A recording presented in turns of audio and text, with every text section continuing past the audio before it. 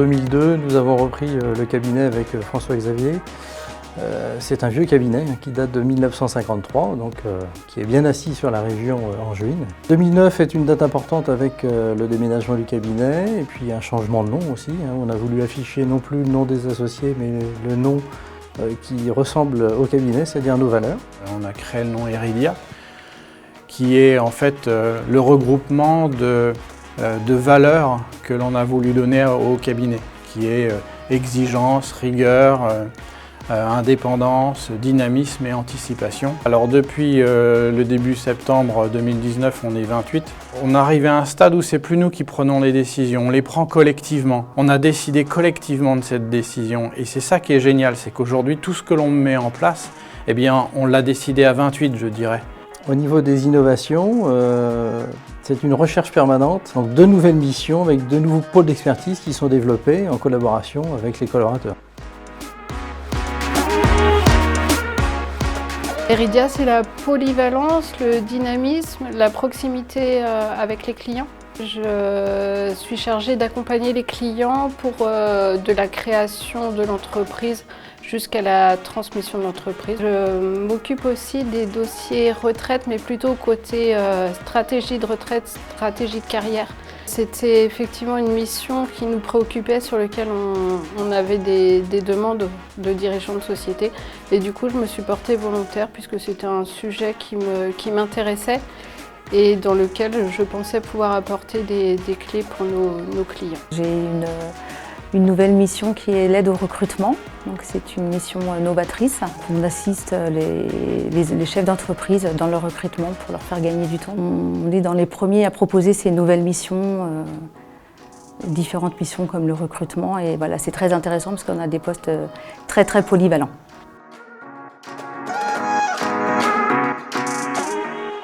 Je m'occupe au cabinet du paramétrage et de la formation des clients sur les modules de la plateforme MEG au niveau digital.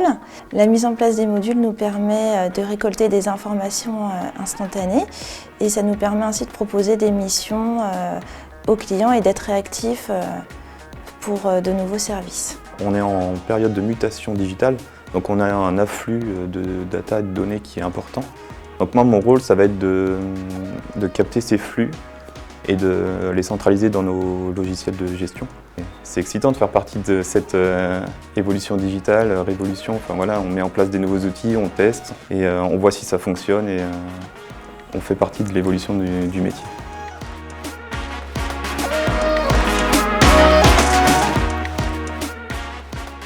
Dernièrement, nous avons accompagné deux de nos clients, M. Gallard et M. Boisseau. Lors de cette mission qui a été assez innovante et complète, nous avons rédigé un pacte d'associés afin d'établir les rôles de chacun et l'organisation entre les associés. Cet accompagnement a vraiment rassuré le client et leur a permis d'aborder sereinement leur nouvelle collaboration. Heridia m'a accompagné depuis le mois de janvier donc à la reprise et à la succession de l'entreprise Boisseau. Au-delà de la partie purement technique et comptable, il y a vraiment une approche humaine. Aujourd'hui, l'humain, on ne le met pas assez en valeur et c'est pas forcément chiffrable, mais eux arrivent à le mesurer.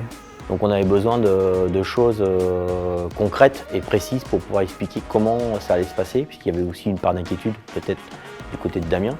Donc il fallait faire quelque chose d'humain et de technique. Je travaille avec Heridia depuis, oui, je pense, plus de 10 ans. Avec Heridia, j'ai retrouvé plutôt un contact direct, un contact de proximité.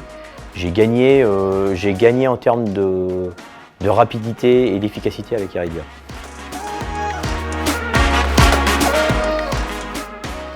Mon but, c'est de faire en sorte que tout projet créé doit être en corrélation avec les idées de chacun parce que ce sont des outils qu'ils vont devoir utiliser au quotidien.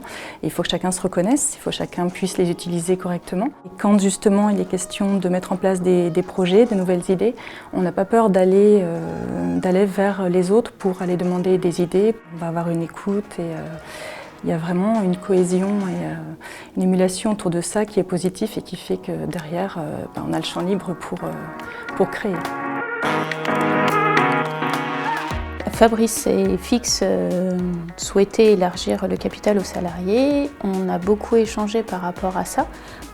C'est vrai que naturellement, dans un cabinet d'expertise comptable, on ne va pas forcément proposer à des postes de non-experts comptables un poste d'associé. En l'occurrence, ça fait partie de la particularité du cabinet. On a un esprit assez ouvert. Dans les perspectives d'avenir du cabinet, on a aussi un souhait de mettre en avant donc, notre démarche éco-responsable parce que ça nous tient à cœur. On a commencé avec les voitures, les Zoé. On a nos petites Zoé qui sont là, qui sont des partenaires du cabinet complètement, donc des collaboratrices du cabinet. Et on va aller plus loin. On a déjà mis en place tout ce qui était digitalisation, GED. Donc on limite énormément l'utilisation du papier au sein du cabinet. Et là, on va aller plus loin dans tout ce qui est recyclage du papier, du carton, etc.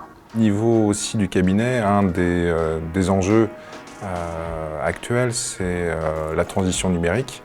On a pris le pas il y a quelques années, on accélère encore. On essaye vraiment d'être à la pointe sur ce sujet, très moteur sur ce sujet-là. Et puis le dernier point, c'est au niveau des équipes, où on essaye aussi de changer un petit peu les méthodes ou les modes de travail.